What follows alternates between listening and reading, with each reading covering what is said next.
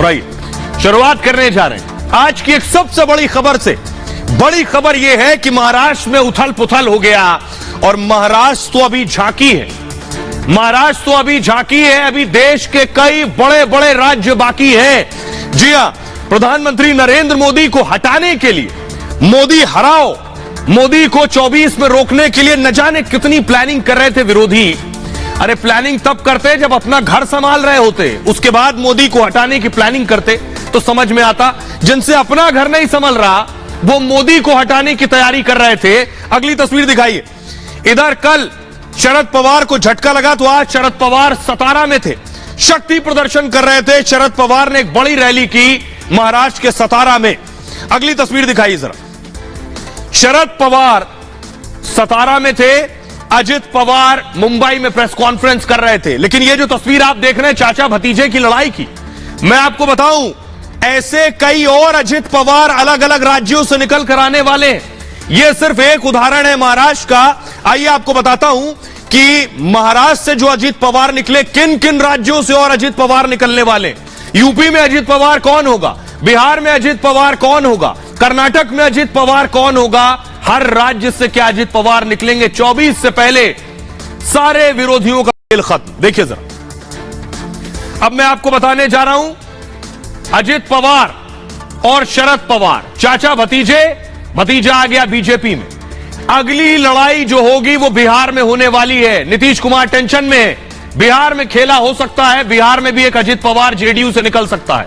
दूसरा राज्य कर्नाटक, उधर कॉर्नर में आपको नजर आ रहे हैं डीके शिव कुमार और सिद्धारमैया, वहां भी एक अजित पवार निकलने वाला है, ऐसी खबर है। तो अगला राज्य कर्नाटक, तीसरा राज्य राजस्थान हो सकता है, अशोक गहलोत और सचिन पायलट, यहां भी एक अजित पवार हो सकते हैं। और चौथा राज्य उत्तर प्रदेश, अखिलेश यादव भी परेशान है, जयंत चौधरी। खबर 10 तरह की चल रही है कि यहां से भी एक एक अजित पवार निकलेगा। तो 24 से पहले पूरा खेला खत्म, सारा काम तमाम। ये रिपोर्ट देखिए जरा।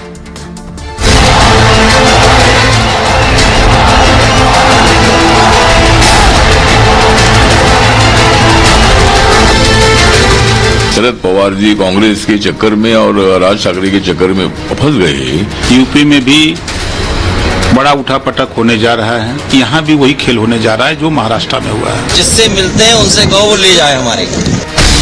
विरोधी मोदी को हराने की तैयारी कर रहे थे, लेकिन 2024 से पहले महाराष्ट्र के सबसे बड़े चाणक्य शरद पवार की नीति भतीजे ने ही फेल कर दी। अजित पवार बीजेपी के साथ आ गए, लेकिन अब अटकलें ये हैं कि महाराष्ट्र तो झांकी है, अभी कई और बड़े राज्य बाकी हैं। खबर है महाराष्ट्र में उथल पुथल के बाद नीतीश कुमार की टेंशन बढ़ गई है। नीतीश को डर है कि 2024 से पहले कहीं बिहार में भी खेला ना हो जाए। बिहार में भी बगावत की स्थिति बन रही है, क्योंकि नीतीश कुमार ने पिछले 17 साल में कभी भी विधायकों और सांसदों को कभी मिलने के लिए 1 मिनट भी समय नहीं दिया। बिहार के बाद अगला नंबर कर्नाटक का लगने वाला है। कर्नाटक में सिद्धारमैया और डीके शिव कुमार में कौन अजित पवार बन जाए कोई नहीं जानता। Shocking development in Maharashtra about Ajit Pawar decision. Now in Karnataka also, I'm hearing. प्रधानमंत्री की कुर्सी पक्की करने वाले राज्य उत्तर प्रदेश में भी 24 से पहले उठापटक हो सकती है। शिंदे के बाद अजित पवार के एक्शन ने सपा की नींद उड़ा दी है। समाजवादी पार्टी के कई विधायक और सांसद दल छोड़ करके कुछ लोग सरकार के विस्तार में शामिल होना चाहते हैं। राजस्थान में तो 2024 से पहले 2023 में विधानसभा चुनाव होने हैं। उससे पहले कोई बड़ा उलटफेर राजस्थान कांग्रेस में भी दिख सकता है। तो बड़े बड़े चाणक्य देखते रह गए। 24 में मोदी हराओ की प्लानिंग 2014 और 2019 की तरह हवा हो गई। आइए शुरुआत करने जा रहा हूं पहला राज्य जहां महाराष्ट्र जैसे हालात बन सकते हैं 24 से पहले। वो कौन सा राज्य? वो है बिहार। बिहार में एक और अजित पवार पैदा हो सकता है। कौन होगा? उपेंद्र कुशवाहा जा चुके हैं, जीतन राम मांझी जा चुके हैं, नीतीश कुमार डर में है, टेंशन में है नीतीश कुमार कि अब महाराष्ट्र के बाद बिहार की बारी है। 24 के चुनाव में नीतीश कुमार मोदी को हराने के लिए लीड कर रहे हैं। मोदी को हराने वाली टीम में सबसे आगे नीतीश कुमार खड़े, लेकिन आप देखिए शरद पवार भी आगे थे, अपना घर नहीं संभला। नीतीश कुमार भी आगे हैं, अब अपने घर में टूट की खबरें हैं, परेशान है नीतीश कुमार। खबर यह है कि टेंशन में है, कुछ भी हो सकता है। बिहार में सियासी उबाल है, हो ये रहा है, खबर है कि जेडीयू में बड़ी टूट हो सकती है। ज्यादातर विधायक एनडीए में जाना चाहते हैं। खबर है कि ये विधायक बीजेपी के लगातार संपर्क में हैं, कुछ विधायक आरजेडी में भी जा सकते हैं। नीतीश को इसकी भनक लग गई है। दरअसल खबर यह है कि नीतीश अब तक विधायकों से मिलते नहीं थे, सांसदों को टाइम नहीं देते थे, अब विधायक से भी मिल रहे हैं। सांसदों से भी नीतीश कुमार मुलाकात कर रहे हैं ताकि उनका मन टटोल सके, भाई अगला स्टेप क्या क्या करने वाले हो। पार्टी में टूट को किसी तरह रोका जा सके, चुनाव से पहले हाय तौबा मच जाएगी। झंडा बरदार है मोदी को हराने के लिए नीतीश कुमार। दरअसल विधायकों और सांसदों को भविष्य की चिंता हो रही इस वक्त। चिंता क्या है? उन्हें लग रहा है कि आरजेडी के साथ उन्हें फायदा नहीं होगा। कई सांसदों को टिकट कटने का डर है कि हो सकता है टिकट ना मिले, इसलिए आ जाए बीजेपी में। कई को डर यह है कि वो आरजेडी के साथ नहीं जीत पाएंगे, जबकि लोकसभा चुनाव में महज 10 महीने बचे। यही हाल जेडीयू के विधायकों का भी है इस वक्त। बिहार में 2025 में विधानसभा चुनाव होने वाले हैं। कई विधायकों को डर है कि उनका पत्ता न कट जाए, अगर टिकट मिल भी गया तो जीत नहीं पाएंगे, यह डर है, क्योंकि वे सभी आरजेडी के खिलाफ चुनाव जीते थे। अब आरजेडी के साथ कैसे लड़ें? तेजस्वी के सीएम बनने की अफवाहों से भी चिंता में है इस वक्त नीतीश के विधायक। खबर है कि तेजस्वी जल्द सीएम बन सकते हैं। अगर तेजस्वी मुख्यमंत्री बन गए तो आरजेडी और ताकतवर हो जाएगी। ऐसे में जेडीयू विधायकों का भविष्य इस वक्त खतरे में है। विपक्षी दलों की बैठक ने भी विधायकों की चिंता बढ़ा दी है, क्योंकि किसी दल ने नीतीश को कन्वीनर तक नहीं माना है कि ये संयोजक बने। आरसीपी सिंह, उपेंद्र कुशवाहा पहले ही जा चुके, जीतन राम मांझी गठबंधन छोड़कर एनडीए में। अब इस स्थिति में डर है कि कुछ भी हो सकता है। बिहार के बड़े नेता यही कह रहे हैं। सुशील मोदी क्या कह रहे हैं, चिराग पासवान क्या कह रहे हैं, जेडीयू के अध्यक्ष ललन सिंह क्या कह रहे हैं, सुनिए जरा। बिहार में भी बगावत की स्थिति बन रही है। फिर नीतीश कुमार के बाद जनता दल का कोई भविष्य नहीं है। सारे लोग अपना भविष्य अंधकार में देख रहे हैं और इसलिए एक भागदड़ की स्थिति है। वो जो सांसद है, विधायक है, दूसरे दलों से संपर्क कर रहे हैं, तो इसी स्थिति में जो खलबली मची हुई है, इसे नीतीश कुमार घबराए हुए हैं। डर लग रहा मुख्यमंत्री जी को अपनी पार्टी में टूट के डर से, क्योंकि वो जानते हैं कि उनके कई विधायक, कई सांसद दूसरे दलों के भी संपर्क में हैं। भाई उनके कई नेता तो हम ही लोगों के संपर्क में, तो डरते हैं मुख्यमंत्री जी। मुंगेरी लाल का हसीन सपना देख रहे हैं, तो देख रहे हैं तो देखते रहे। आज ही नहीं, बहुत दिन से देख रहे हैं। 9 अगस्त को जिस दिन महागठबंधन बना था, उस दिन से ये देख रहे हैं। तो अब लगभग तो 1 साल पूरा होने जा रहा है, अभी और देखेंगे वो कि जिस माँ के कोख में वह शिशु विपक्षी एकता नाम का है, वह माँ ही जब कुपोषित है तो बच्चा की क्या स्थिति होगी। कुल मिला जुलाकर अभी जो कुछ भी वहाँ हुआ है, आगे आने वाले दिनों में देश भर में अनेक जगह इस तरह की स्थिति दिखेगी। 45 एमएलए की पार्टी माननीय नीतीश कुमार जी ने इनको राजनीति में ऐसा नाको दम किया है कि बिहार में तो इनका कोई भी प्रयोग, कोई फॉर्मूला चल नहीं रहा है। सच तो यह है कि बिहार में जब जब आ रहे हैं तो इनका फर्जीवाड़ा पकड़ा जा रहा है। आइए अब मैं आपको दिखाने जा रहा हूं, सिर्फ बिहार नहीं है जहां महाराष्ट्र जैसे हालात होने वाले हैं। एक और राज्य है जहां अजित पवार जैसे एक नेता निकल सकते हैं। देखिए जरा, ये पहचान रहे हैं? ये तस्वीर देखिए जरा। कर्नाटक के मुख्यमंत्री सिद्धरामैया, राहुल गांधी और उधर डीके शिव कुमार। तो कहने का मतलब ये, दक्षिण भारत में भी कौन बनेगा अजित पवार? क्या होने जा रहा है दक्षिण भारत में भी महाराष्ट्र जैसे हालात होने जा रहे हैं। मैं क्यों कह रहा हूं? ये मैं इसलिए कह रहा हूं क्योंकि ये देख रहे हैं, ये हाथी कब रुख बदल ले कोई नहीं जानता। दक्षिण का हाथी। कर्नाटक में भी सियासत गर्म है, कभी भी यहां से बड़ी खबर आ सकती है। डीके शिव कुमार को डिप्टी सीएम बनाया गया। उधर देखिए कॉर्नर पर वो जो दोस्ती दिखाई दे रही है आपको, मुस्कुराहट जरूर है, दिल कब तक मिल रहे हैं कोई नहीं जानता है। लेकिन डीके शिव कुमार इससे खुश नहीं है, क्योंकि वो कर्नाटक के सीएम उम्मीदवार थे। दरअसल कांग्रेस इन्हीं की अगुवाई में जीती चुनाव। डीके शिव कुमार पार्टी अध्यक्ष थे। पार्टी ने उन्हें इंतजार करने को कहा है कि अभी रुकिए। खबर है कि 2.5 साल का फॉर्मूला तय हुआ, मतलब पहले 2.5 साल सिद्धरमैया होंगे, उसके बाद शिव कुमार को कुर्सी दी जाएगी। लेकिन सिद्धरमैया उनकी घेराबंदी कर रहे हैं, सरकार और पार्टी में उन्हें कमजोर कर रहे हैं। आशंका है कि वो सीएम की कुर्सी नहीं छोड़ेंगे सिद्धरमैया। उनके समर्थक विधायक ऐसे संकेत दे रहे हैं। ऐसे में शिव कुमार भी रणनीति बनाने में लगे। डीके शिव कुमार विधायकों से मिल रहे हैं, ऐसे में वहां कुछ भी हो सकता है। वैसे भी डीके पर जांच एजेंसियों की तलवार लटक रही है। ये देखिए अभी हाथी का रुख किधर है, ये हाथी कब पलट कर वापस आ जाए कोई नहीं जानता। अगला अजित पवार कर्नाटक से निकल आए। सुनिए जरा, कर्नाटक के पूर्व सीएम रहे जेडीएस के नेता कुमारस्वामी क्या कह रहे हैं। यही होने वाला है महाराष्ट्र जैसा हाल कर्नाटक में, सुनिए। Shocking development in Maharashtra about Ajit Pawar decision. Now in Karnataka also, I am fearing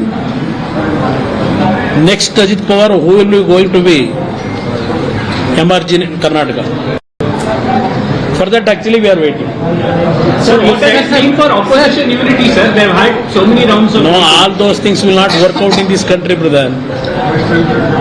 Where is the opposition unity? After that meeting in Bihar, what are all the development now? What kind of Mahagathbandhan these people will going to achieve?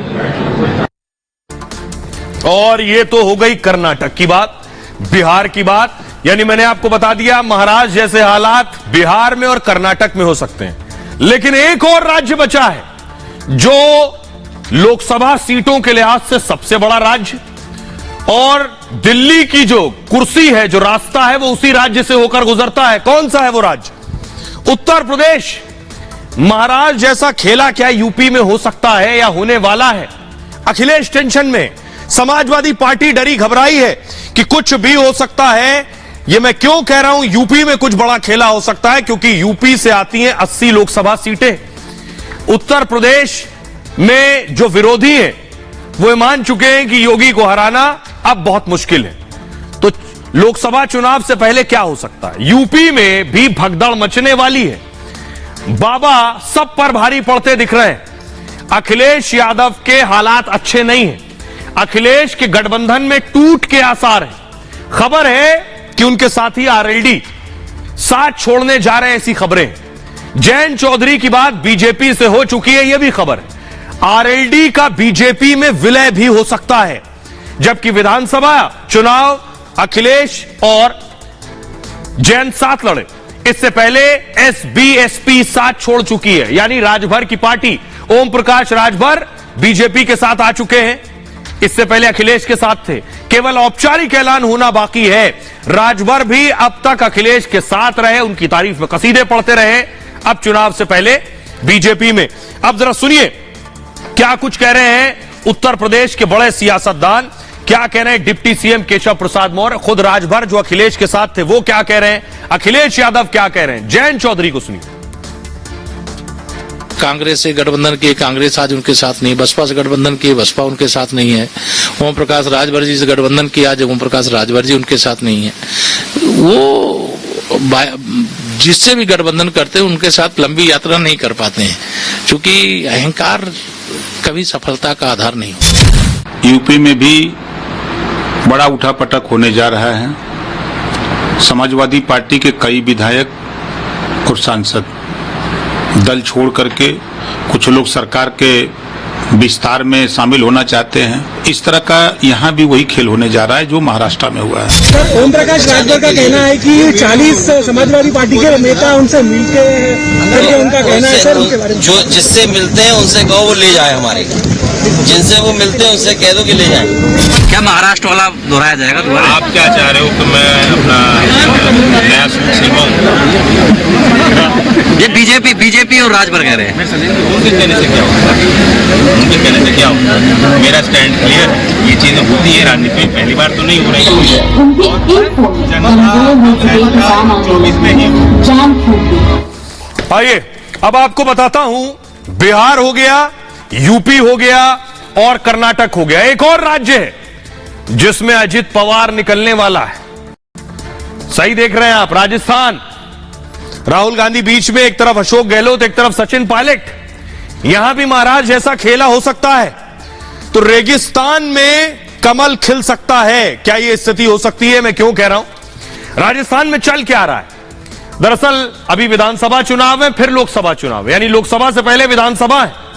ये देख रहे हैं, रेगिस्तान में ऊंट है और ऊंट आगे बढ़ रहा है, और रेगिस्तान में देखिए धीरे धीरे कमल खिल रहा है, क्योंकि जो विरोधी मोदी को हराने की तैयारी में थे उनसे अपने घर नहीं संभल रहे। राजस्थान में कुछ महीने बाद चुनाव है, वहां कांग्रेस की गहलोत सरकार सत्ता में है, लेकिन अशोक गहलोत की हालत बहुत खराब है। क्यों कह रहा हूं? क्योंकि पार्टी में गुटबाजी जबरदस्त है। सचिन पायलट खेमा समझौते के मूड में नहीं है। पायलट आला कमान तक अपनी बात पहुंचा नहीं पाते, लेकिन गहलोत पायलट को बिल्कुल भाव नहीं दे रहे। हालात नहीं बदले तो वहां भी बगावत के आसार हैं। जुलाई का महीना कांग्रेस के लिए सबसे अहम है। गहलोत के खिलाफ एंटी इनकम्बेंसी फैक्टर भी है। राजस्थान में बीजेपी मजबूत स्थिति में है। 2018 में किसी तरह गहलोत मुख्यमंत्री बन गए थे। सचिन पायलट का इसमें बड़ा रोल था। तो क्या पायलट बन जाएंगे अजीत पवार?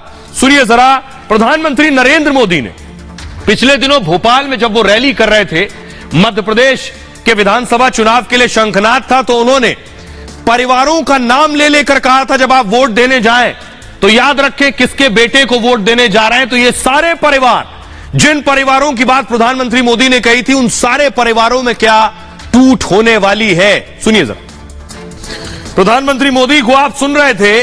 प्रधानमंत्री मोदी ने कहा कि शरद पवार अपनी बेटी सुप्रिया सुले को आगे बढ़ाना चाहते हैं, इसीलिए बगावत हुई। और यह बगावत ऐसे ही होती है, जब उद्धव ठाकरे आदित्य ठाकरे को आगे बढ़ाना चाहते थे तो शिंदे ने बगावत की। शरद पवार बेटी सुप्रिया सुले को आगे बढ़ाना चाहती थी तो भतीजे ने बगावत की। अब देखिए जरा, लेकिन सवाल यह है, बड़ी बात तो यह थी कि मोदी को हराएं कैसे। पटना में बहुत बड़ी बैठक हुई मोदी को हराने के लिए, जिसमें देखिए अखिलेश यादव भी बैठे थे, इसमें राहुल गांधी भी बैठे थे। एक चेहरा नहीं दिख रहा है, वो चेहरे हैं तेलंगाना के मुख्यमंत्री केसीआर। उनको बुलाया नहीं गया। राहुल गांधी उन्हें पसंद नहीं करते, शायद इसलिए नहीं बुलाया गया होगा। लेकिन अखिलेश यादव यहां बैठे, और आज यही अखिलेश यादव जो केसीआर या नहीं उनसे मिलने गए। अगली तस्वीर दिखाई, ये देख रहे हैं, न्योता नहीं भेजा गया। केसीआर को कांग्रेस पानी पी पी कर कोस रही है, जो पटना में मोदी को हराने के लिए बैठक कर रहे थे, लेकिन अखिलेश यादव यहां केसीआर से मिल रहे हैं। तो सवाल यह है कि ये सब साथ साथ तो हैं, लेकिन साथ साथ रहे ही नहीं कभी। जो बात मायावती ने कही थी, हाथ तो मिला रहे हैं लेकिन इनके दिल नहीं मिल रहे हैं, यही इन तस्वीर में दिख रहा है। आपको सुनवाऊंगा। राहुल गांधी केसीआर को गालियां दे रहे हैं, कोस रहे हैं, बीजेपी की बी टीम बता रहे हैं, और अखिलेश यादव उन्हीं केसीआर से मिल रहे हैं। तो मोदी की वजह से इस वक्त सब परेशान हैं। जिन्होंने हराने के लिए पूरी बैटिंग फील्डिंग लगा ली थी कि इस बार पीएम मोदी को हिट विकेट कर देंगे, वो अपने घर को लेकर परेशान है। पटना में 23 जून को 15 विपक्षी दलों की बैठक हुई थी। अगली बैठक 17-18 जुलाई को बेंगलुरु में होगी। शरद पवार मोदी विरोध का झंडा बुलंद कर रहे थे। विपक्षी गठबंधन के संयोजक बनने की चाहत थी उनकी। महाराष्ट्र में भतीजे की बगावत ने बैकफुट पर ला दिया। उनकी पार्टी पूरी तरह से दोफाड़ हो गई है। अजित पवार बीजेपी सरकार में शामिल हो गए। शरद पवार के सामने अब पार्टी को बचाने की सबसे बड़ी चुनौती है। अजित पवार ने बीजेपी के साथ गठबंधन का ऐलान कर दिया। बीजेपी, शिवसेना, शिंदे गुट अजित के साथ चुनाव में लड़ सकते हैं। लोकसभा में इस गठबंधन को हराना अब और मुश्किल हो गया। ऐसे में मोदी विरोधी मोर्चा महाराष्ट्र में फ्लॉप हो जाएगा। प्रफुल्ल पटेल ने विरोधी गठबंधन को लेकर देखिए क्या बयान दिया। आपको बताऊं, ये जो पटना में बड़ी बैठक हुई थी, इसमें प्रफुल्ल पटेल शामिल हुए थे। वो प्रफुल्ल पटेल अब बीजेपी के साथ सरकार में आ गए। ऐसा क्या हुआ बैठक में जो प्रफुल्ल पटेल को अच्छा नहीं लगा इन विरोधियों के साथ? कांग्रेस पार्टी विपक्ष की धुरी नहीं बन सकती, इस बैठक में शामिल हुए प्रफुल्ल पटेल ने कहा। राहुल गांधी चाहे भारत जोड़ो यात्रा करें, कुछ भी करें, उनके आसपास विपक्षी गठबंधन नहीं बन सकता। प्रफुल्ल पटेल ने यहां तक कहा कि विपक्षी दल एक दूसरे पर जो टीका टिप्पणी कर रहे थे वो मैं बता नहीं सकता, इस स्तर पर बातचीत हो रही थी। पटना में नीतीश ने गठबंधन की बैठक की अगवानी की थी। अब नीतीश के दल में ही टूट के कयास लग रहे हैं। ऐसे में नीतीश मोदी विरोधी मोर्चे का नेतृत्व कैसे करेंगे? अखिलेश भी मोदी हटाने की मुहिम चला रहे हैं। अब खुद परेशान है। केसीआर से मुलाकात कर रहे हैं अखिलेश यादव, और अखिलेश की पार्टी में भी विरोध की सुगबुगाहट है। केजरीवाल ने पहले दिन ही अपना विरोध जता दिया था सबके सामने। अध्यादेश पर चर्चा न होने से केजरीवाल नाराज थे। विरोधी दलों की प्रेस कॉन्फ्रेंस में शामिल नहीं हुए केजरीवाल, इसीलिए उठकर चले गए थे। अब जरा देखिए, अब मैं आपको दिखाने जा रहा हूं, सुनाने जा रहा हूं कि आखिर राहुल गांधी, अखिलेश केसीआर से मिल रहे हैं। राहुल गांधी कल तेलंगाना में थे, रैली कर रहे थे, और केसीआर को बीजेपी की बी टीम बता रहे थे। सुनिए।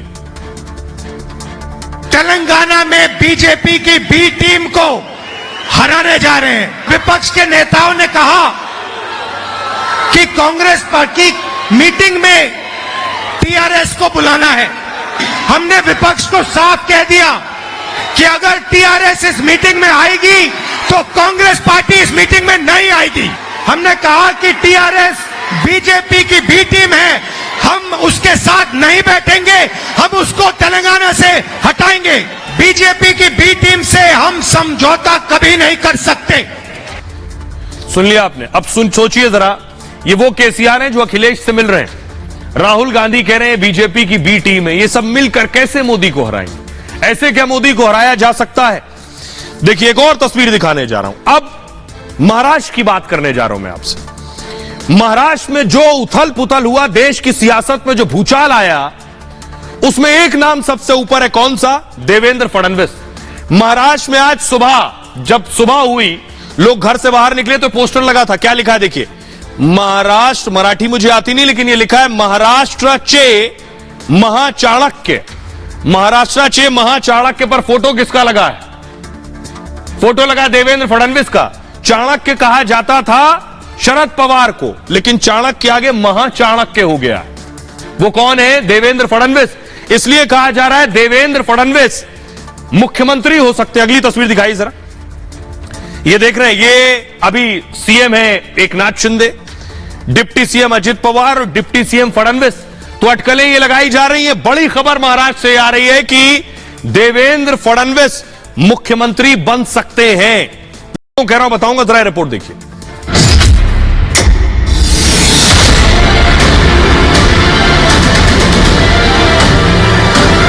मेरा पानी उतरता देख मेरे किनारे पर घर मत बसा लेना। मेरा पानी उतरता देख मेरे किनारे पर घर मत बसा लेना। मैं समंदर हूं, लौट कर वापस आऊं। महाराष्ट्र में फिर सीएम बनेंगे देवेंद्र फडणवीस। बीजेपी ने कर ली है बड़ी तैयारी। क्या महाराष्ट्र में खेला अभी बाकी है? महाराष्ट्र के सियासी भूचाल में बीजेपी ने प्लान बी बनाया है। अजित पवार की शपथ लेने के बाद महाराष्ट्र में 2 डिप्टी सीएम देवेंद्र फडणवीस और अजित पवार हैं, जबकि महाराष्ट्र की सीएम की कुर्सी एकनाथ शिंदे के पास मौजूद है। लेकिन अटकलें हैं कि 24 से पहले देवेंद्र फडणवीस फिर महाराष्ट्र की गद्दी पर काबिज हो सकते हैं। आइए, अब मैं आपको बताने जा रहा हूं मैं क्यों कह रहा हूं कि फडणवीस मुख्यमंत्री बन सकते हैं। इसके पीछे क्या वजह है, क्यों अटकलें लगाई जा रही हैं। एकनाथ शिंदे ने शिवसेना से अलग होकर पार्टी बनाई। शिंदे समेत 16 विधायकों के अयोग्य होने पर फैसला बाकी है। माना जा रहा है कि फैसला शिंदे गुट के खिलाफ आ सकता है, जो अभी सरकार में है, जिनके सरकार में होने की वजह से बहुमत है। अयोग्य हो गए तो बहुमत से कम हो सकते थे। शिंदे गुट के 40 विधायकों की सदस्यता रद्द हो सकती है। शिंदे बीजेपी की सरकार अल्पमत में आ जाएगी उस सूरत में। ऐसे में कोई और चाहिए जिससे बहुमत में रहे। शिंदे भी अयोग्य हो जाएंगे, सीएम पद भी चला जाएगा। इसी से बचने के लिए बीजेपी ने अजित पवार को ऑफर दिया। अगर एकनाथ शिंदे की सदस्यता रद्द हो जाती है तो देवेंद्र फडणवीस मुख्यमंत्री बन सकते हैं।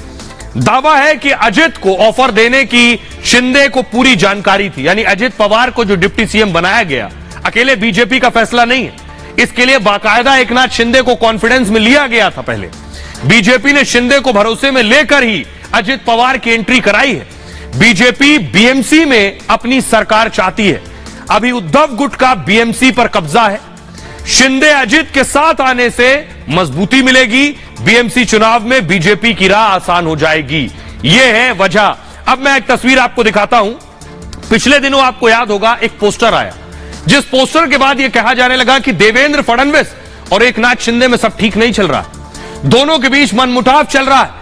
एक पोस्टर के बाद यह कहा जाने लगा, ये देख रहे हैं, यह पोस्टर था जिसमें प्रधानमंत्री मोदी की तस्वीर थी, एकनाथ शिंदे की तस्वीर थी। यह विज्ञापन था, अखबार में आया। कहा जाने लगा कि इसमें फडणवीस की तस्वीर गायब है। इसलिए गायब है क्योंकि एकनाथ शिंदे फडणवीस को जगह ही नहीं देना चाहते। एकनाथ शिंदे नहीं चाहते हैं कि फडणवीस का दावा हो महाराष्ट्र में कुछ, इसलिए प्रधानमंत्री मोदी और शिंदे की फोटो। इस पर विरोधी सवाल उठाने लगे। अगले दिन ही दूसरा विज्ञापन आया, अगली तस्वीर दिखाइए। दूसरा विज्ञापन आया जिसमें शिंदे के साथ फडणवीस थे। सारे विवाद पर पूर्ण विराम लगाने के लिए यह विज्ञापन आया। क्या इस विज्ञापन की लड़ाई के बीच शिंदे और फडणवीस के बीच भी कोई मनमुटाव है? क्या शिंदे और फडणवीस के बीच इतना मनमुटाव है कि अजीत पवार को फडणवीस लेकर खुद मुख्यमंत्री बनना चाहते हैं, शिंदे को किनारे करना चाहते हैं? सुनिए जरा, editor in chief Arnab Goswami के साथ बातचीत करते हुए फडणवीस ने खुद इस विज्ञापन विवाद पर जवाब दिया था। सुनिए। एकनाथ शिंदे और देवेंद्र फडणवीस के बीच में बहुत प्रॉब्लम्स हैं और इसीलिए जो शिंदे गुट है उन्होंने ऐड लगा दिया कि Modi for India, Shinde ji for Maharashtra. Narendra Modi देश के लिए, एकनाथ शिंदे महाराष्ट्र के लिए। आपको इसके बारे में पता नहीं था और ये कह रहे हैं कि that is the proof. Actually वो कहे ना कहे, इससे इंप्रेशन क्या जाता है? देखिए, there is a fight in between at the top between Eknath Shinde and Devendra Fadnavis. आप दोनों में डिफरेंसेस क्या है क्या? There is no fight. Shinde ji ने दूसरे दिन स्वयं मुझसे बात की और कहा ये गलत ऐड गई है, कि हमारे लोगों ने गलती की है। और मैं आपको बहुत स्पष्ट रूप से कहता हूं, शिंदे जी में और मुझ में जिस प्रकार का अंडरस्टैंडिंग है, जो सिंक्रोनाइजेशन है, वो शायद ही किसी कोएलिशन गवर्नमेंट में आपको देखने को मिलेगा। क्योंकि मैं कभी भी उनका जो मान सम्मान और प्रोटोकॉल है उसको तोड़ता नहीं हूं और वो कभी मुझे ये फील नहीं होने देते कि मैं डिप्यूटी सीएम। ये जो एक मर्यादा हम दोनों ने साथ में रखी है, इसके कारण हम लोग आगे बढ़ रहे हैं। अब कई बार पार्टियों में थोड़े कम दिमाग के लोग होते हैं, गलतियां कर देते हैं, पर इतनी छोटी गलती पर हम दोनों में डिफरेंस हो जाएंगे, सरकार गिर जाएगी, ऐसा अगर किसी को लगता होगा, और हमारे विरोधियों को लगा, एक दो दिन उनको लगा इनमें डिफरेंसेस आएंगे, नहीं आ सकते। क्योंकि हम लोगों ने सरकार एक बड़े विचार से बनाई है, हम लोगों ने सरकार एक बड़े एम के लिए बनाई है। ये कोई सरकार कुर्सियां तोड़ने के लिए थोड़ी बनाई है, ये तो एक विद बिगर एम हमने बनाई है और इसलिए there is no difference at all.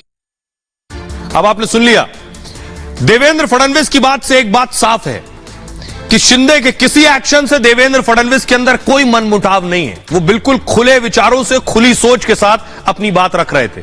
लेकिन इस सारे नूरा कुश्ती के बीच एक सवाल ये कि असली चाणक्य है कौन? कौन है असली चाणक्य? शरद पवार को चाणक्य कहा जाता था, सियासत के चाणक्य हैं, कोई जादूगर है, लेकिन असली चाणक्य कौन है? अब आइए आपको बताता हूं कि एनसीपी के अंदर टूट की इनसाइड स्टोरी क्या है। ये सारी टूट फूट हुई कैसे, वो देखिए। ये काफी पहले से चल रही थी। अजित पवार 2019 से ही शरद पवार से नाराज है। 2019 में अजित पवार ने डिप्टी सीएम पद की शपथ ली। सुबह सुबह अजित पवार ने फडणवीस सरकार को समर्थन दिया था। शरद पवार के कहने पर अजित पवार ने ऐसा किया था, ऐसा कहा जाता है। इस बात का खुलासा खुद फडणवीस कर चुके हैं, आपको याद होगा। 3 दिन पहले शरद पवार ने भी यही बात कही थी, लेकिन उस वक्त अजित पवार को विलेन माना गया। अगर आप सोचिए, इतने वक्त में अजित पवार को शरद पवार ने गद्दार बनाने की कोशिश की कि अजित पवार का झुकाव बीजेपी की तरफ है, अजित पवार भरोसे लायक नहीं। पिछले 4, 5, 8 साल में अगर आप देख लें, 10 जून 2023 को सुप्रिया सुले को कार्यकारी अध्यक्ष बना दिया गया, वो भी एक बड़ा गेम था। शरद पवार ने अपनी बेटी को उत्तराधिकारी बना दिया था। इस फैसले से भी अजित पवार बहुत नाराज थे। 28 जून को दिल्ली में एनसीपी राष्ट्रीय कार्यकारिणी की बैठक हुई, पार्टी के किसी पोस्टर में अजित पवार का फोटो तक नहीं लगा था। इससे अजित पवार और नाराज हो गए। इस बीच अजित बीजेपी के बीच नजदीकियां और बढ़ गईं। 28 से लेकर 30 जून के करीब अजित पवार ने दिल्ली में बहुत अहम मुलाकात की। 28 तारीख से बीजेपी के बड़े नेता से अजित पवार मिले। खबर यह है, कौन है वो बड़ा नेता कोई नहीं जानता, लेकिन सुनिए जरा असदुद्दीन ओवैसी क्या कह रहे हैं और रामदास अठावले क्या कह रहे हैं। अपोजिशन यूनिटी होना चाहिए।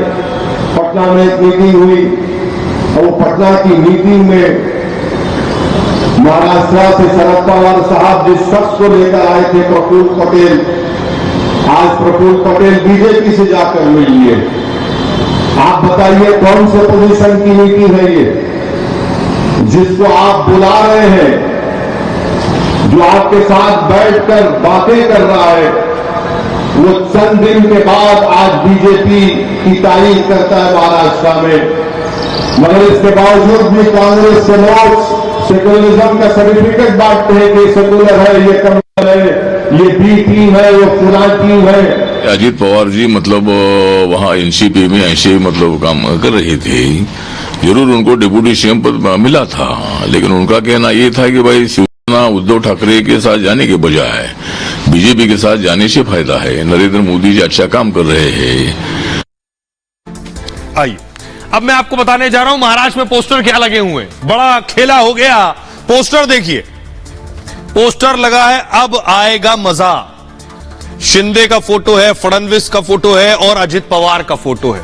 तो अब मजा आएगा महाराष्ट्र की पॉलिटिक्स में। 24 में चुनाव लोकसभा के और फिर आखिर में 24 में ही चुनाव होंगे महाराष्ट्र विधानसभा के। अब शिंदे गुट और मजबूत हो गया है, लेकिन लड़ाई अभी खत्म नहीं हुई। अगली लड़ाई क्या है? वही लड़ाई जो शिंदे लड़ चुके हैं। अगली लड़ाई है पार्टी छीनने की, अगली लड़ाई है चुनाव निशान छीनने की। इस लड़ाई में क्या भतीजा चाचा को मात दे पाएगा? अगली तस्वीर दिखाइए। शरद पवार आज अपने गुरु की समाधि पर गए। शरद पवार साहब के गुरु वाई चौहान उन्हें श्रद्धांजलि देने के लिए पहुंचे थे। शरद पवार, ये आप देख रहे हैं, पृथ्वी चौहान को साथ में। अब मैं आपको बताता हूं चाचा भतीजे की लड़ाई में चाचा ने भतीजे पर आज क्या एक्शन लिया है, शरद पवार ने और उनकी पार्टी ने क्या कार्रवाई की है अजित पवार एंड टीम पर, और अजित पवार इस पर क्या कह रहे हैं। शरद पवार ने प्रफुल्ल पटेल को निष्कासित कर दिया। प्रफुल्ल पटेल एनसीपी के कार्यकारी अध्यक्ष हैं। एनसीपी ने सुनील तटकरे को भी पार्टी से बाहर कर दिया। सुनील तटकरे अभी रायगढ़ सीट से लोकसभा के सांसद हैं। अजित पवार के करीबी हैं सुनील तटकरे, और अजित पवार ने क्या किया, इन्हीं तटकरे को जिम्मेदारी दे दी बड़ी। एनसीपी ने 9 बागी विधायकों पर कार्रवाई की है और अजित पवार समेत 9 विधायकों को अयोग्य करार दिया गया। उसका प्रस्ताव पास किया। बगावत के बाद 3 और नेताओं को निष्कासित किया गया है। एनसीपी विधायक शिवाजीराव गर्जे भी निष्कासित कर दिए गए हैं। शिवाजीराव गर्जे भी अजित पवार के बहुत करीबी बताए जाते हैं। विजय देशमुख, नरेंद्र राणे पार्टी से बाहर कर दिए गए। एनसीपी दफ्तर से हटाई गई। प्रफुल्ल पटेल की तस्वीर भी हटा दी गई है। नाराज कार्यकर्ताओं ने दिल्ली दफ्तर से तस्वीर हटा दी है। आप देखिए जरा अजित पवार क्या कह रहे हैं। अजित पवार ने क्या किया, 9 विधायकों को अयोग्य करार देने पर प्रफुल्ल पटेल जो अजित पवार के साथ हैं, उन्होंने कहा केवल स्पीकर ही विधायकों को अयोग्य करार दे सकता है और कोई नहीं। अजित गुट ही अब असली एनसीपी है, यानी भतीजा एंड टीम कह रही असली एनसीपी तो हम हैं। अजित गुट ने एनसीपी के प्रदेश अध्यक्ष जयंत पाटिल को हटा दिया जो शरद पवार की तरफ है। जयंत पाटिल की जगह सुनील तटकरे को प्रदेश अध्यक्ष बना दिया। सुनील तटकरे ही अब महाराष्ट्र में सारी नियुक्ति करेंगे। अजित पवार ने कहा शरद पवार ही हमारे राष्ट्रीय अध्यक्ष हैं, यानी भतीजे साहब कह रहे हैं अध्यक्ष अभी चाचा ही हैं। चाचा ने भतीजे पर कुछ नहीं कहा है, न भतीजे को पार्टी से निकाला है, न ट्वीट किया है उसमें कहीं भतीजे का जिक्र है। पार्टी और पार्टी के निशान पर अब हमारा अधिकार है, अजित पवार कह रहे हैं। हम किसी को पार्टी से बाहर नहीं निकाल रहे हैं, हम पार्टी का विस्तार कर रहे हैं, इसे आगे लेकर जाएंगे। अजित पवार ने नए गठबंधन का ऐलान भी कर दिया है। शिवसेना और बीजेपी के साथ बनाई है महायुति। महायुति सरकार महाराष्ट्र के विकास के लिए काम करेगी। सुनिए जरा चाचा शरद पवार क्या कह रहे हैं और भतीजे अजित पवार क्या कह रहे हैं। मेरा फास्ट एक्सपीरियंस 2-3 बार ऐसा है, इससे कितने गए, कौन गए, इसकी जांच मैं कभी करता नहीं। अभी यहाँ एमएलए है, मगर ये उनका डिसीजन है। हमने स्ट्रेंथ दिखाने के लिए यहाँ किसी को बुलाया नहीं। 8-10 दिन के बाद लोग जब सोचेंगे तब उन्हें भी पक्की स्थिति क्या है इसका अंदाजा आएगा। 9 जणांच्यावर कारवाई करावी ह्याच्या संदर्भातली डिस्क्वालिफिकेशनची असं बोलण्यात आलेलं आहे। मी आपल्याला सांगू इच्छितो, मी आज राष्ट्रवादी काँग्रेस पक्षाचा आमदारांनी आणि पक्षांनी मला तिथं विधिमंडळामध्ये नेता केलेला आहे। आइए अब आपको दिखाता हूं। आप सब ये जानना चाहते हैं ये जो उठापटक मची है इस पर राज ठाकरे क्या कह रहे हैं, क्योंकि माना जा रहा था राज ठाकरे का बहुत बड़ा रोल होने वाला है। महाराष्ट्र में चुनाव होंगे, बीएमसी चुनाव होंगे, राज ठाकरे को बीजेपी में शामिल किया जा सकता है। शिंदे गुट, बीजेपी और राज ठाकरे मिलकर चुनाव लड़ सकते हैं। लेकिन राज ठाकरे को समझ में ही नहीं आ रहा हुआ क्या। राज ठाकरे तो सोच रहे थे कि उनकी वैल्यू और बढ़ने वाली है, बीजेपी में शायद जगह मिल जाएगी, लेकिन ठीक उल्टा हुआ। अगली तस्वीर दिखाई सर। अब लोग क्या कह रहे हैं ये देख रहे हैं, ये पोस्टर लगा है, फुल स्क्रीन लीजिए जरा, ये पोस्टर लगा है, ऊपर देखिए। अब लोग कह रहे हैं राज ठाकरे के पास एक विकल्प है कि राज ठाकरे और उद्धव ठाकरे एक साथ आ जाएं। ये देख रहे हैं, ऊपर देखिए तस्वीर, बाला साहब ठाकरे उद्धव और राज ठाकरे के कंधे पे हाथ रखे। लेकिन इस वक्त राज ठाकरे बहुत नाराज हैं, खासतौर से शरद पवार से बहुत नाराज है राज ठाकरे। देखिए जरा राज ठाकरे क्या कह रहे हैं, गुस्सा है उन्हें और सियासत में लाजमी भी है। राज ठाकरे इंतजार कर रहे थे शायद उनका नंबर आएगा, उनके अच्छे दिन आएंगे, लेकिन गेम बदल गया। पॉलिटिक्स में कब क्या हो जाए कोई नहीं जानता। देख रहे हैं आप, राज ठाकरे ने शरद पवार पर बहुत बड़ा हमला किया। राज ठाकरे के निशाने पर सीधे सीधे पवार हैं। राज ने कहा उन्होंने सियासी घटनाक्रम को ड्रामा करार दिया है, इसके लिए सीधे सीधे पवार को जिम्मेदार बताया है। कहा है शरद पवार को सब पहले से मालूम था, चाचा सब जानते हैं, उनकी जानकारी के बगैर ऐसा हो ही नहीं सकता। राज ठाकरे कह रहे हैं उनके करीबी नेता पार्टी छोड़कर जा ही नहीं सकते। उनमें छगन भुजबल, प्रफुल्ल पटेल, दिलीप वलसे पाटिल सब पवार के बहुत करीबी, ये सब जा ही नहीं सकते, चाचा सब जानते हैं। पवार की एक टीम एनडीए में चली गई है, दूसरी टीम जल्द केंद्र में मंत्री बन सकती है। कल हो सकता है सुप्रिया सुले भी मंत्री बन जाए, पवार साहब की बेटी। इस बीच उद्धव राज के एक होने की मांग उठने लगी। कई जगह उद्धव राज के पोस्टर लगे, तस्वीर मैंने आपको दिखाई। हालांकि राज ठाकरे ने इस पर चुप्पी साध रखी है, कुछ नहीं बोला। राज करेंगे क्या? दरअसल बीजेपी की बात राज ठाकरे से भी हो रही थी, लेकिन अजित की बगावत ने सारा काम खराब कर दिया। अब राज को अपना भाव कम होता दिख रहा है, वैल्यू कम होती दिख रही है, खासतौर से मुंबई में। अब जरा सुनिए क्या कुछ कह रहे हैं राज ठाकरे, सुनिए जरा। त्यांचा काही संबंध नाही या गोष्टींचा वगैरे। दिलीप वळसे पाटील, प्रफुल्ल पटेल, छगन भुजबळ वगैरे वगैरे आहे, हे असेच जाणार नाहीत। हे पाठवले मला उद्या पवार साहेबांच्या कन्या सुप्रिया पवार त्या मला मंत्री केंद्रामध्ये मंत्री झाल्या तरी मला आश्चर्य वाटणार नाही। मला काही कशाला काही शोर सुद्धा कसं राहिलं नाही। सगळं बैठकी पॉलिटिकल ड्रामाच पाहतोय ना आपण सगळा। अब राज ठाकरे की तो बात हो गई, उद्धव ठाकरे के हाल क्या है, क्या सोच रहे हैं उद्धव ठाकरे? उद्धव ठाकरे सोच रहे थे हम मजबूत हो रहे हैं, 24 में मोदी को रोक लेंगे। पटना भी गए थे उद्धव ठाकरे, उसके बाद विधानसभा में भी कांग्रेस, एनसीपी और खुद मिलकर लड़ेंगे तो शायद वापस आ जाएंगे। लेकिन अब उद्धव को समझ नहीं आ रहा ये क्या हो गया। जिसके ऊपर सबसे बड़ा दांव था वो खुद ही पार्टी नहीं संभाल पाए। शरद पवार, आपको याद होगा, उद्धव ठाकरे को चाणक्य की भूमिका में नसीहत दे रहे थे कि उद्धव को क्या करना चाहिए। अब देखिए सामना में वो नजर आ रहा है कि उद्धव क्या सोच रहे हैं, उद्धव के दिमाग में क्या चल रहा है। सामना में लिखा गया, साफ बौखलाहट नजर आ रही है इस वक्त। उद्धव गुट के मुखपत्र सामना में बीजेपी पर हमला किया गया। लिखा गया महाराष्ट्र में बीजेपी ने खरीद फरोख्त की है, 16 गद्दारों पर अयोग्यता की तलवार चलेगी, सरकार बचाने के लिए बीजेपी ने खरीद फरोख्त कर ली। अजित इन हुए तो शिंदे का आउट होना तय है। ये इस उम्मीद में है कि शिंदे आउट हो जाए, फिर इनके साथ आ जाएं, फिर ये उतने ही मजबूत हो जाएं। लेकिन दिल बहलाने को गालिब ख्याल अच्छा है। एकनाथ शिंदे सीएम पद से आउट होंगे, उन्हें लग रहा है। अजित साथ कितने विधायक ले गए ये अभी साफ नहीं है, सामना लिख रहा है। अजित के दांव से महाराष्ट्र की सियासत में भूचाल है। अजित पवार ने डिप्टी सीएम पद की शपथ ली है। सुनिए क्या कुछ कह रहे हैं संजय राउत। कैमरे के सामने बोल रहा हूं, महाराष्ट्र का मुख्यमंत्री बदलने जा रहा है। महाराष्ट्र को नया मुख्यमंत्री मिलेगा। एकनाथ शिंदे को हटाया जा रहा है।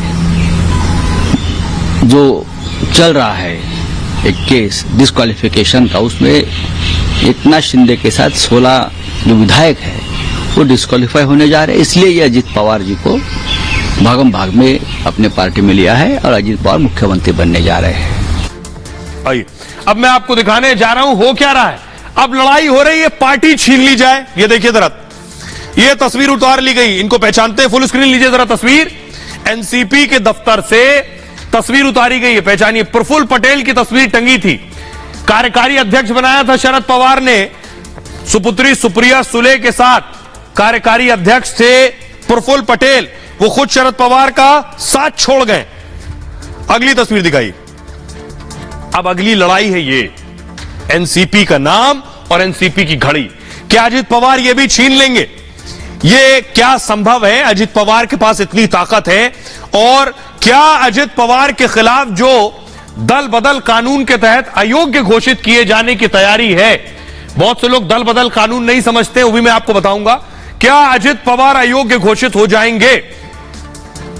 देखिए मैं क्यों कह रहा हूं, ये मैं इसलिए कह रहा हूं, शरद पवार के पास अब तक 53 विधायक थे, 53 एमएलएज। अजित पवार का दावा है कि 40 उनके साथ हैं, यानी इस 53 में से 40 चले गए तो लगभग 13 बचे चाचा के पास। 2/3 यानी दल बदल कानून कब लागू होता है? जब 2/3 से कम विधायक हो। और 2/3 देखिए क्या लिखा है, 2/3 के लिए कितने विधायक चाहिए? 36। यानी 53 में से 36 विधायक अगर इनके साथ आ जाएं तो दल बदल कानून लागू नहीं होगा। कानून लागू नहीं होगा तो इनकी सदस्यता नहीं जाएगी, ये विधायक बने रहेंगे। ये है पूरी कहानी। भतीजे का दावा है कि पार्टी और चुनाव निशान वो ले लेंगे, अजित विधायकों के साथ सरकार में शामिल है। भतीजे का दावा है एनसीपी के चिन्ह घड़ी पर भी अगला चुनाव लड़ेंगे, कह रहे हैं अजित पवार। चाचा शरद पवार भी दावा ठोक रहे हैं।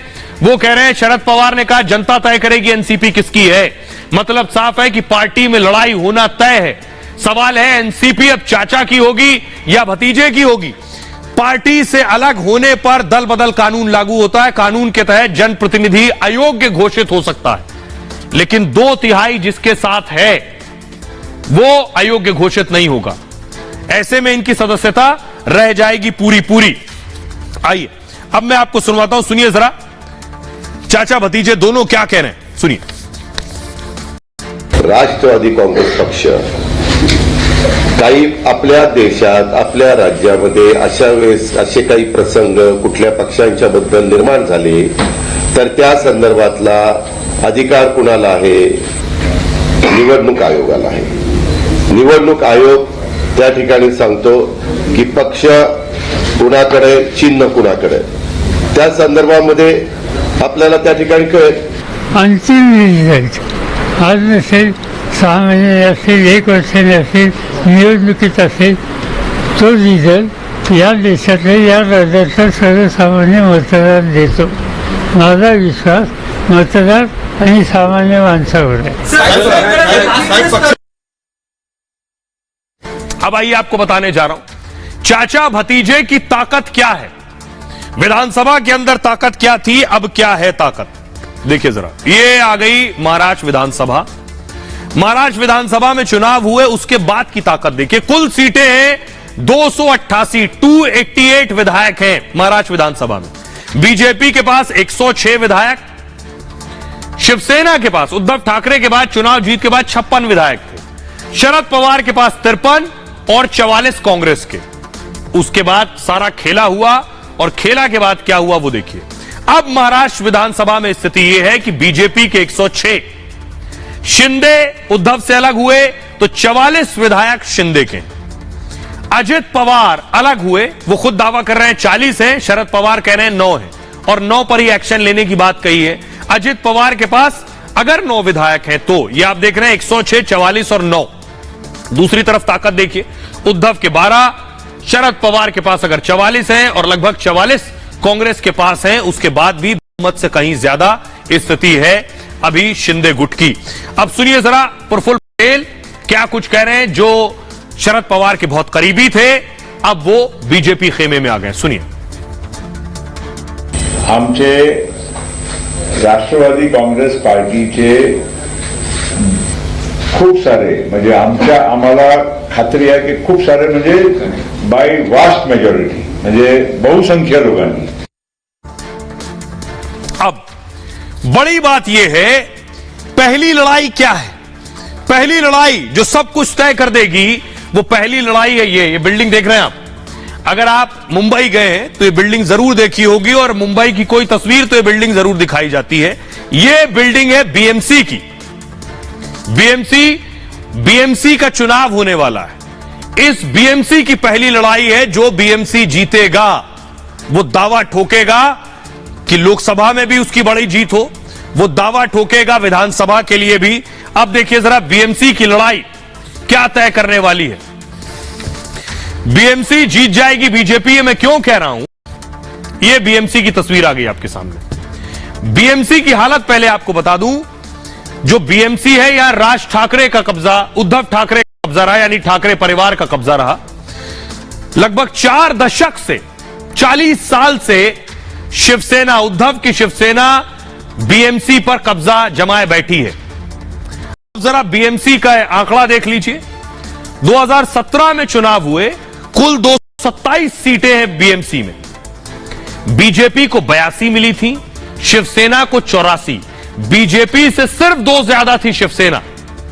कांग्रेस को 31, एनसीपी को 9, एमएनएस को 7 और अन्य को 14 सीटें। एनसीपी को 9 सीटें मिली। अब एनसीपी आ जाएगी बीजेपी के साथ। उद्धव की जो शिवसेना है उसके भी बहुत से लोग आ गए बीजेपी के साथ। तो बीएमसी में बीजेपी के जीतने की संभावनाएं बढ़ गई और बीएमसी पूरे देश में सबसे ज्यादा बजट किसी म्युनिसिपल कॉरपोरेशन का अगर है तो वो बीएमसी का है। हजारों करोड़ रुपए का बजट है और उद्धव ठाकरे और उनकी पार्टी अब तक बीएमसी से ही अपना काम चलाती रही है, क्योंकि बीएमसी की सत्ता में शिवसेना ही काबिज रही है लंबे वक्त तक। इसलिए सबसे ज्यादा परेशान उद्धव ठाकरे हैं कि पहले पार्टी चली गई, चुनाव निशान चला गया, एनसीपी के भरोसे थे, अब एनसीपी भी बुरे हाल हो गई है। तो फिर सबसे ज्यादा परेशान उद्धव है और बीजेपी बीएमसी जीतने की तैयारी कर रही है। अब जरा सुनिए क्या कुछ कह रहे हैं कुछ और सियासतदान। शरद पवार का कुछ उनके ऊपर असर पड़ने वाला नहीं है। शरद पवार एक हैसियत है, एक ताकत है। उस ताकत को हिलाने का नरेंद्र मोदी ने कोशिश किया, सब फेल हो जाएगा। जिनके ऊपर इन्होंने आरोप किए थे, जिनके ऊपर ये भ्रष्ट है करके बार बार ये बोलते थे, उन्हीं के साथ इन्होंने आज सरकार बनाई है। सरकार में आने के बाद ये सारे के सारे उन्होंने भ्रष्टाचार के आरोप किए थे, सारे लोग जो है वो क्लीन हो गए। बीजेपी सरकार ने और उनके एलाइज ने संविधान के परखचे उड़ा दिए हैं। लोकतंत्र से उनका कुछ लेना देना नहीं है। इन सब लोगों को किसी भी तरह सिर्फ सत्ता चाहिए। अरे इस बीच बड़ी खबर आ रही है, आपको बता दें, बड़ी खबर यह आ रही है कि कई मंत्रियों पर गाज गिर सकती है, कई नए मंत्री बनाए जा सकते हैं। मोदी कैबिनेट से कुछ मंत्री हटाए जा सकते हैं। महाराष्ट्र कोटे से नए मंत्री बन सकते हैं। कैबिनेट में महाराष्ट्र कोटे से 8 मंत्री हो सकते हैं। मोदी कैबिनेट से कुछ मंत्री हट सकते हैं। बड़ी खबर ये, विधानसभा चुनाव है राजस्थान में, मध्य प्रदेश में, उसके बाद लोकसभा चुनाव होने हैं। इसके मद्देनजर और इधर जो महाराष्ट्र में उथल पुथल हुई है उसके बाद यह खबर निकल कर आ रही है। मंत्री परिषद की बैठक चल रही थी, अभी यह बैठक खत्म हुई है। मोदी कैबिनेट में महाराष्ट्र कोटे से 8 मंत्री आ सकते हैं, यानी शिंदे गुट से कुछ नए मंत्री बनाए जा सकते हैं। क्या जो एनसीपी के नेता आए हैं उनमें प्रफुल्ल पटेल का नाम चल रहा है, क्या प्रफुल्ल पटेल भी मंत्री बनाए जा सकते हैं सेंटर में? बहुत कुछ उथल पुथल होने वाला है और कुछ और नए चेहरे टीम मोदी में देखने को मिल सकते हैं। इस बात की बारे में कुछ दिन पहले भी मैंने आपको बताया था कि टीम मोदी में बड़े बदलाव हो सकते हैं। उसका पहला रुझान आ गया है कि महाराष्ट्र कोटे से 8 मंत्री बनाए जा सकते हैं। बहरहाल ये भारत की बात है में इतना ही। आप अपना बहुत ख्याल रखिए। एक छोटे से ब्रेक के लिए रुक रहे हैं, लौट रहे हैं कुछ और बड़ी खबरों के साथ।